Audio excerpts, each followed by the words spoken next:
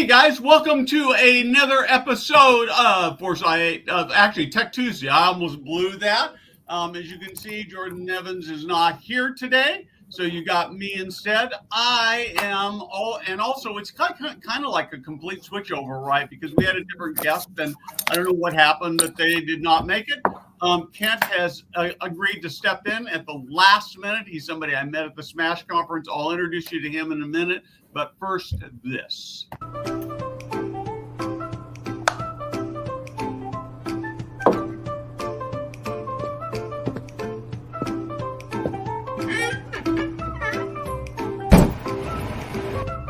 Hey guys, Steve Moran here.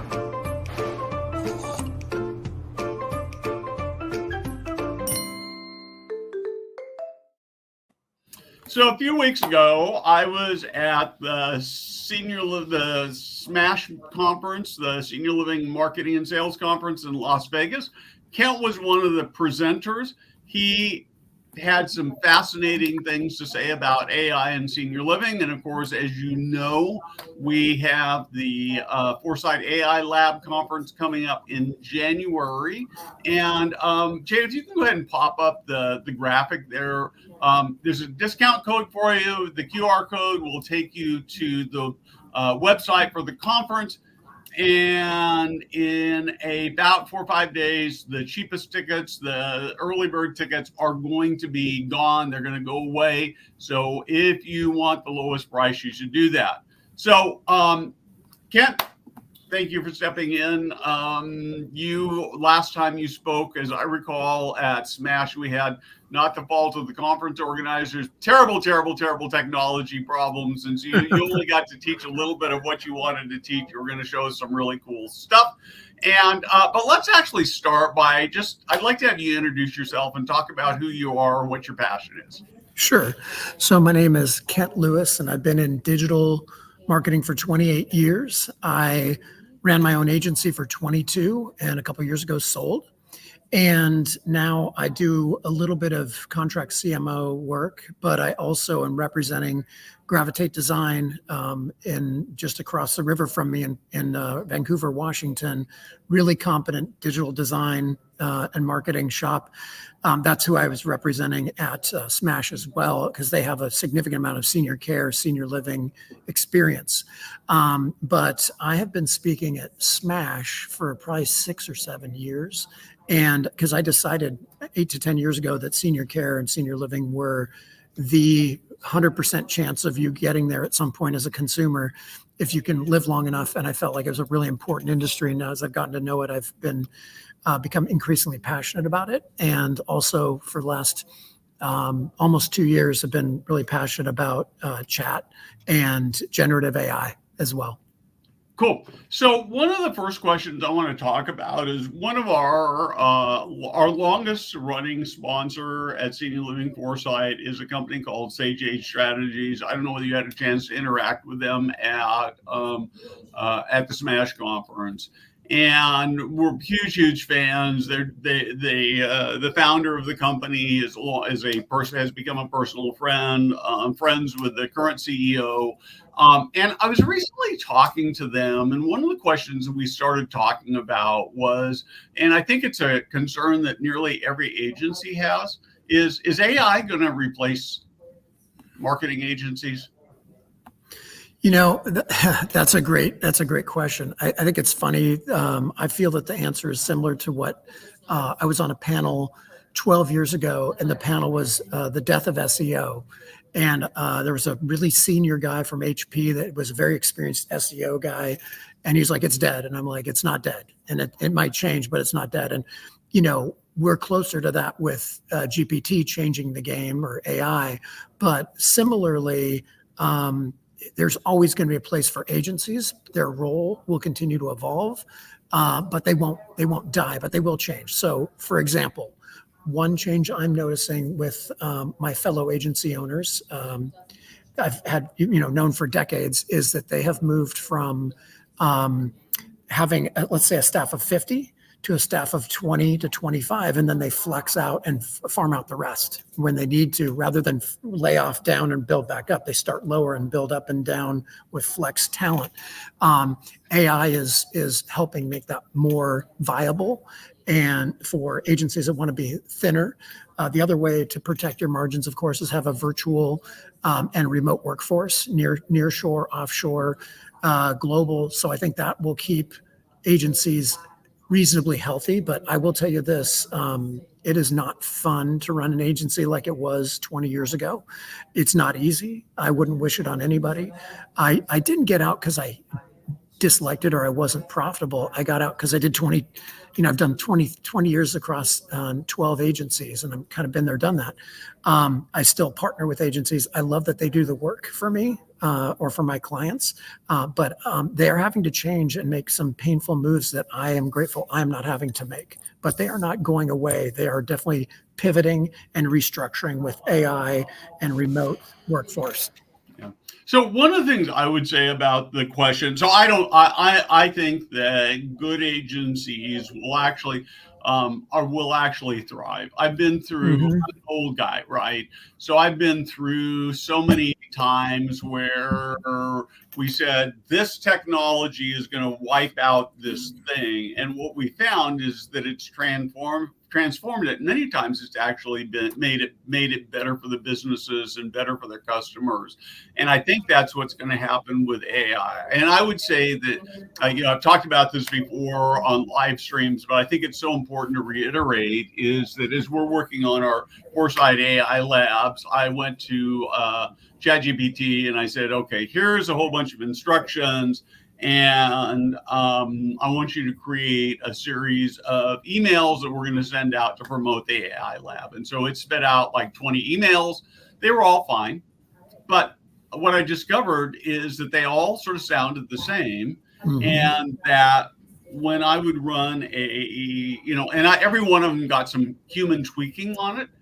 But when I would take and run one of those emails, or I would take one that I custom crafted, my custom crafted emails would always outperform the AI ones that were even started.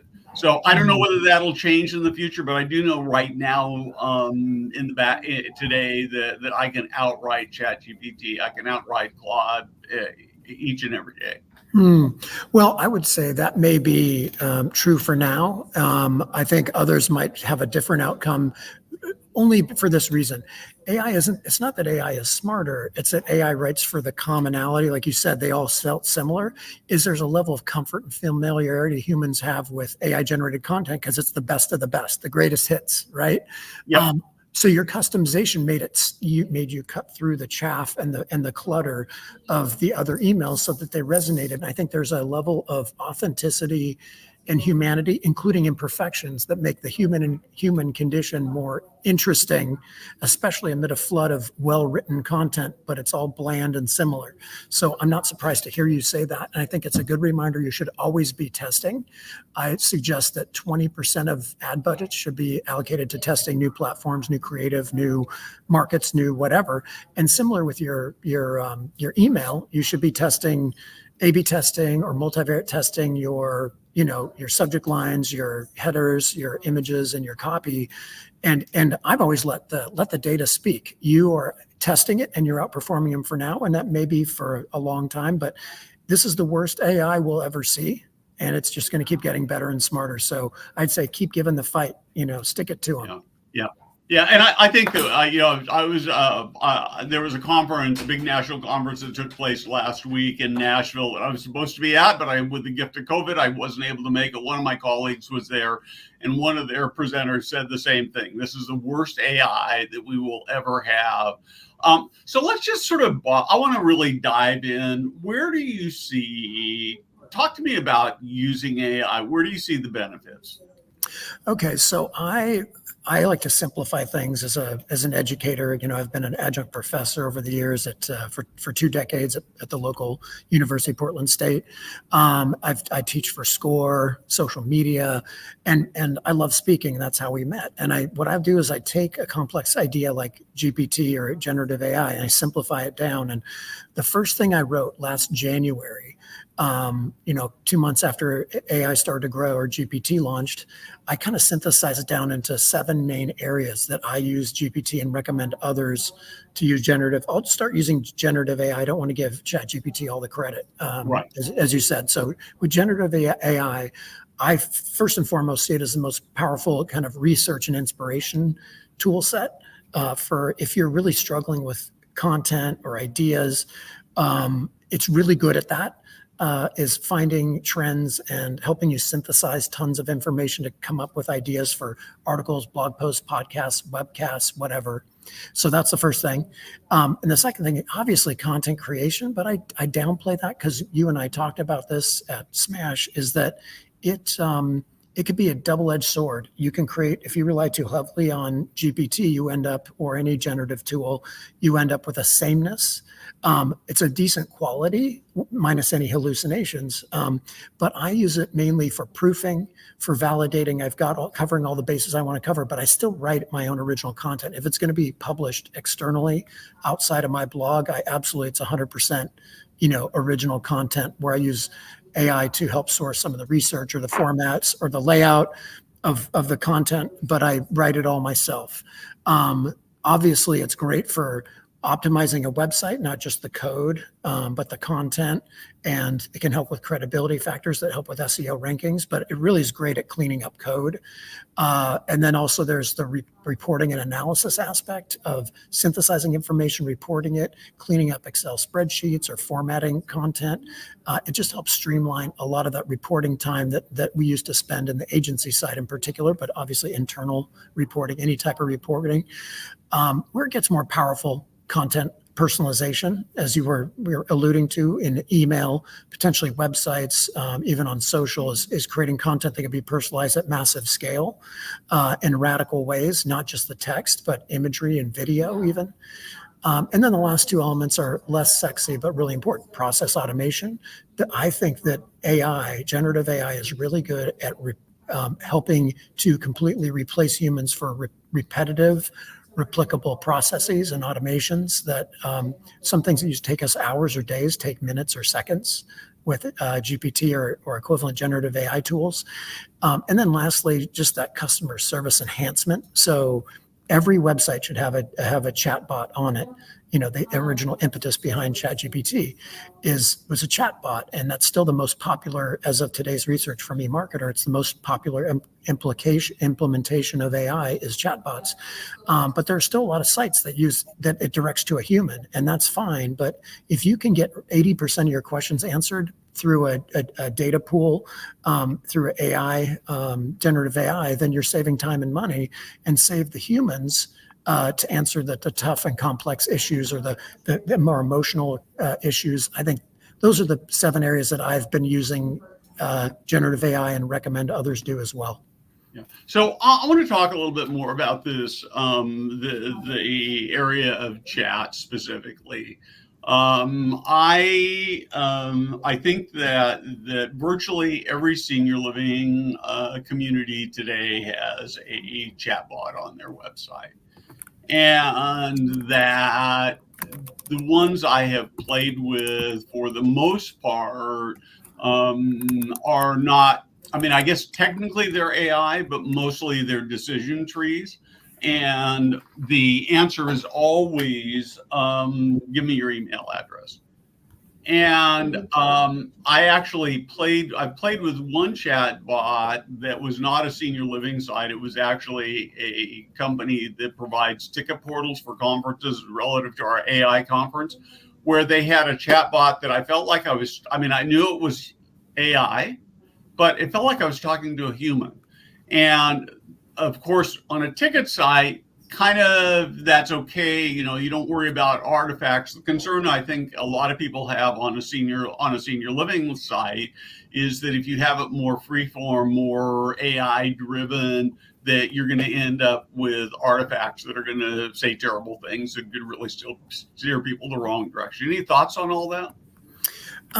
Yeah, I think it's kind of garbage in, garbage out, I guess. I think, like you said, or we said earlier, it is as bad as it'll ever be. So it's going to get better and smarter about this.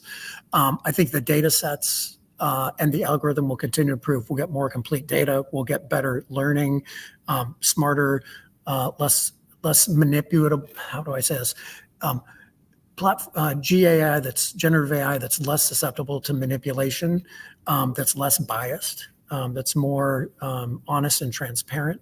I think these are all issues and that are going to kind of resolve themselves over time, to your point. And, there's an article in Content Marketing Institute on their website today about why you need people to manage the meaning of AI content. I think it kind of plugs into what you're saying.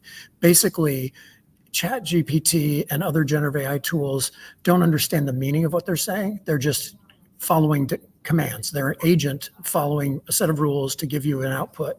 So they don't really understand the data as a human would. They're just creating it. So I think where humans will always play a role, back to them, AI stealing jobs, is this sense of meaning, right? Fighting for understanding. And I think that's where the humans will need to be there, at least for the foreseeable future. Once AI gets sentient and goes Skynet on us, maybe that'll be different. But I think where AI is evolving is going to be particularly intriguing, where AI bots will empower other agents, other bots, to do their bidding. And in some cases, I'm sure you heard that story where a chatbot was asked to do a task that it knew it couldn't do. So it went out to Fiverr and tried to hire a human to do it as part of their, discovery process, was to engage humans to do a human's job. It's, even though they were pretending to be a human, and the humans that were being asked to do this task were saying, "Are you a bot?" And they're saying, "No, I'm not a bot, I'm a human." So it's like, that's a little scary, but it's also amazing to think that someday you give a command and it'll just be a cascading set of bots going out and doing your stuff, like the Matrix. Well, just sort of two interesting things. I came across, it came out of Smash. There was a keynote speaker, Jordash Johnson, and he referenced a tool called Formwise. And I see some really, really interesting uses in senior living and for our own site. And basically, you can build quizzes and assessments and that kind of thing. And so I signed up for a trial and I set up my first thing that I was going to do. And it was a beautiful, beautiful thing. And it just didn't work right. And I have run probably 100 experiments on it. I created a test case so I can do it faster. Finally, I got on with the support people today, and their tool is just broken. They're going to fix it for me, but the tool is just broken. And so there's still a long way to go, which comes back to the worst AI you're ever going to have, right? But the opportunities are just massive. And by the way, I never heard that story about the bot going out and trying to hire a human. That's a great story. Right. It's so again, it's a little scary. And then I have a friend that sends me the most cutting edge AI ideas, like these AI geniuses telling, and that's I would have to dig it up. I don't remember his name, but he's one of the AI gurus, and he's the one that was talking about the agents using other agents, and that part is like fascinating to me, as well as them turning to humans where they need it. It's kind of a reverse Her, the movie, right? So it's an interesting concept, and we'll see where it goes. Yeah. So the other thing that I'm really fascinated by, so the other thing I was going to say is I talked to two different companies last week that have created AI-based tools to have conversations with older people. One has got a screen, the other one is phone-based. And thoughts on whether that's a good idea, bad idea? Does it take the humanity out of it? I actually have got a trial I'm going to try with my stepfather, who's got dementia, who's in a senior care community, and we're going to experiment with it. But I'd love to hear your thoughts.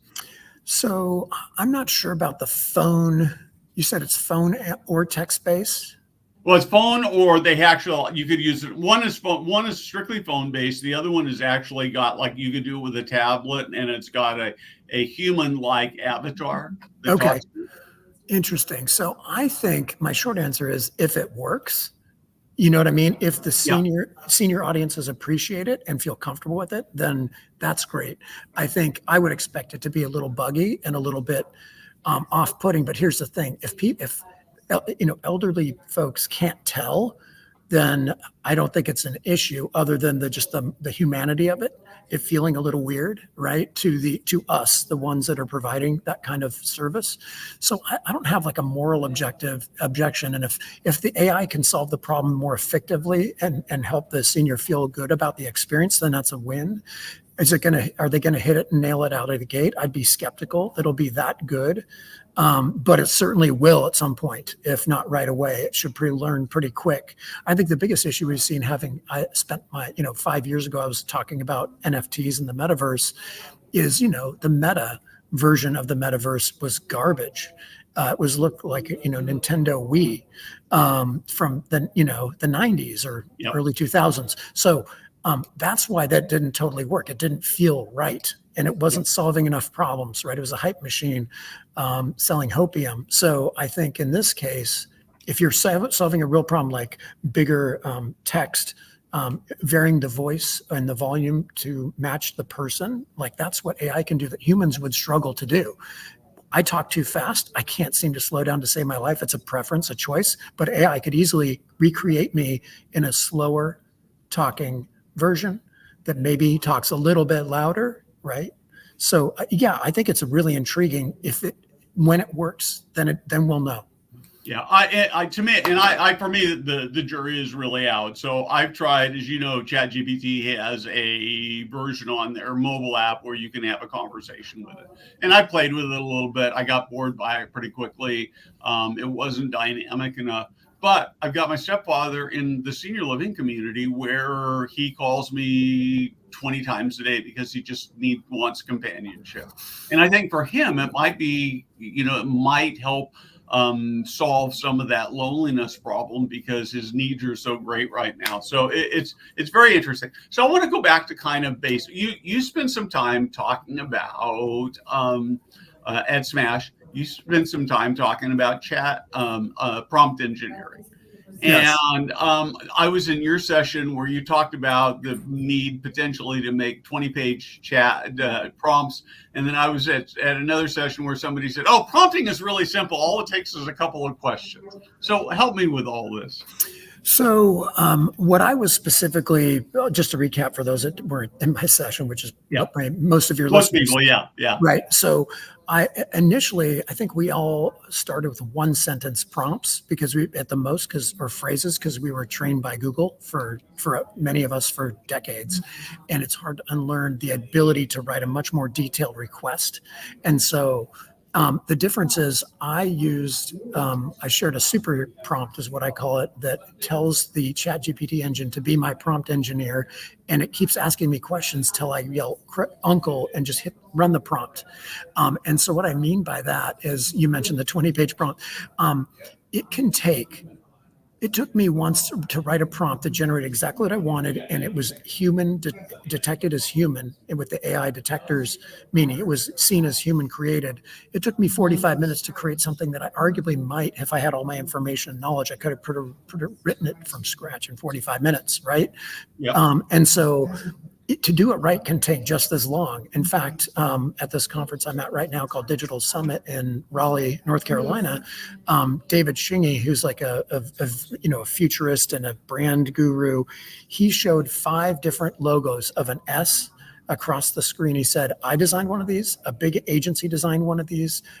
One was from Fiverr and 2 were from AI. Can anybody guess which was which? And you couldn't really tell. Right? Yeah. He's like, this is the one that they use, and it would happen to be mine. I'm sure that's why he shared the story. But they were all just a different take, and it's hard to tell which one was AI and which one was an expensive branding agency. So I guess what I'm saying is, he said it took me hours to create the right prompt to generate an image to have other comps to share versus my hand-drawn, or illustrated version.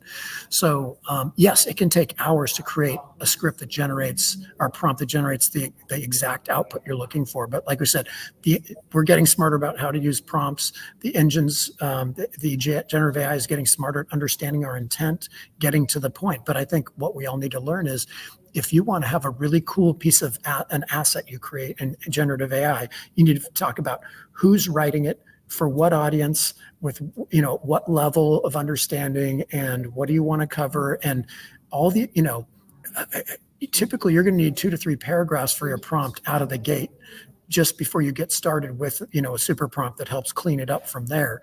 So just to get it in the ballpark, and so it can take time for sure, if you want good high quality content that's to a high standard. Well, one of the things, I haven't actually finished trying yet, but I went through and took about 20 articles that I'd written and put it into a single PDF document. And I've got some transcripts from some conferences I attended. And my plan is to take that prompt, say, this is my voice. Now take this transcript and write an article based on my voice. I don't know how that'll work out yet, but it'll be an interesting experiment. So, well, have you tested Notebook LM yet? I have not. I will tell you that one of our speakers at the conference, somebody who's doing life enrichment, he used Notebook LM to create a podcast that's all synthesized voice, 2 people talking to each other. Yeah. That's mind-blowingly good. Right. So it's the same voices, but they can synthesize anything. So I'll give you an example. I'm president of this group called SEMPDX. It's a search engine marketing trade organization out of Portland and been around 19 years. But we took just the PowerPoint decks, uploaded them into Notebook LM, and generated 15 to 20 minute podcasts for each of our sessions, so that it's a more engaging way to digest the sessions. And other than them having 2 distinct, a male and a female voice that are the same every time, for now, you would have no idea that they're auto-generated. You just cannot tell. Like you said, it's compelling. So I encourage you to take your stuff. And the thing is, you don't need 20 of your articles. They'll never send. It'll be like a 2-hour podcast. You just need to take one article or one presentation, and they discuss it. As they've taken the best of podcasters and interviewing styles and created this amazing learning model that just is. It makes me rethink how people can approach and should approach podcasting moving forward, because it's better than most podcasters, to be frank. Yeah, it's really that's the stuff that becomes really scary and creepy, right? Yes, exactly. So I'm assuming that anybody who's watching this has probably played at least a little bit with AI. But let's say that we've got somebody who's either tried it and hasn't been very happy or successful, or they've never tried it before. Where should they start? So I would recommend, frankly, ironically, you can use AI to learn AI, but go to YouTube and watch some how-to videos on how to use basic prompts, which platforms to use. So, the big 4 platforms are, obviously ChatGPT by OpenAI. Anthropic has Claude.ai, which is my favorite. Then there is, Google's Gemini and Microsoft's Copilot. I've tested all 4 of those against each other, benchmarked them, and I've leaned on my own towards Claude as being the best of. When I give the same prompt across all 4, and I encourage everybody to try this and see which one has the best default, and I end up using 8 times out of 10 the Claude version, then I would layer in ideas. This is when I didn't know a topic, or I needed to create something for my blog. I didn't care so much that it wasn't my written expertise 100%. I ended up using the Claude as the base, and then pulling parts in from the others, and then using Claude and prompts to clean it up to see being virtually undetectable as AI generated content, and put them on my PDX Mindshare blog, which is a networking career community. And so I want to, my passion besides digital marketing and AI is employee retention and engagement. And you can see you guys posted my kentjlewis.com website, you can see some webinars I've done on that topic. And what I did is I want to tell brands that they need a really good career section if they want to recruit. And I had AI generate the the follow-on blog post for that, as well as a bunch of others for each of the items that I would audit or encourage brands to audit their employee engagement and their employee journey. And AI has been critical in helping develop that content quickly that I can put on the blog to then reference it to, in my presentations. So it's a great way to augment your content when it's not critical that it sound in your voice, even though obviously it can be written in your voice. And to your point, Steve, you can use your own information to power it. But in this case, I wanted to pull from outside of my pool of data, and it ends up creating really good content. Yeah. So I want to pop up. Yeah. I want to look at the one before that too, Jada, in a minute. Yeah. Let's look at that one first. So this is, to me, this is the kind of, we just find these little pieces of things that just make things better for people. And then let's go to Kevin's now. Yeah. So Claude is best for writing. I had never used Claude actually until you talked about it. And I have found, particularly for writing tasks, that Kevin's exactly right. That Claude is just gives better results. And I hate to have to pay for multiple platforms, but I think I'm going to have to go pay for Claude as well as ChatGPT. And Perplexity I haven't really used at all, so I'm aware of it.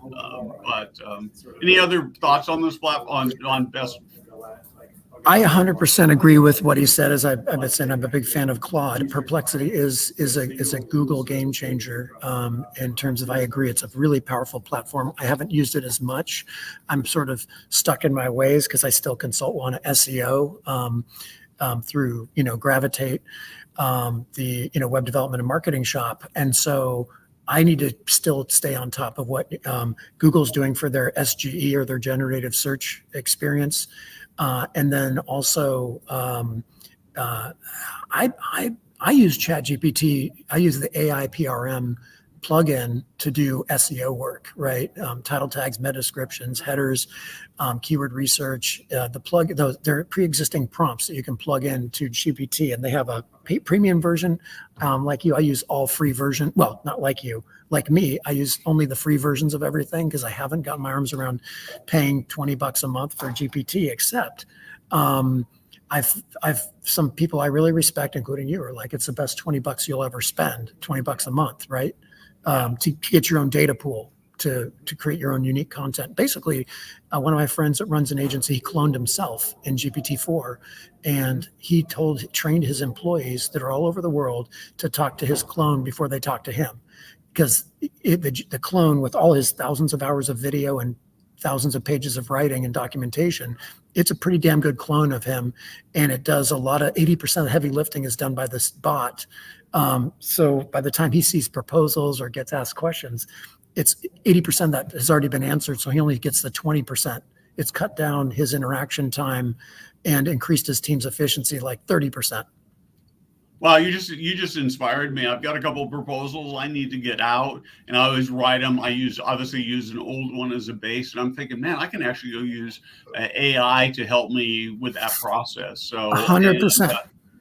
And I'm thinking Jada, who's producing behind the scenes, I'm thinking now I'm going to quit interacting with her and the rest of the team. I'm just going to create an AI-based bot, and they have to talk to the AI-based bot rather than me first. So right. Well, it's funny you bring that up, Steve, because this same guy, Deepak, his agency's Pearl Lemon. You can look him up, but he uses it to develop the sales scripts for his sales team. He uses AI. He's launching a whole new company, and 80 to 90% of his company is built in AI, on AI.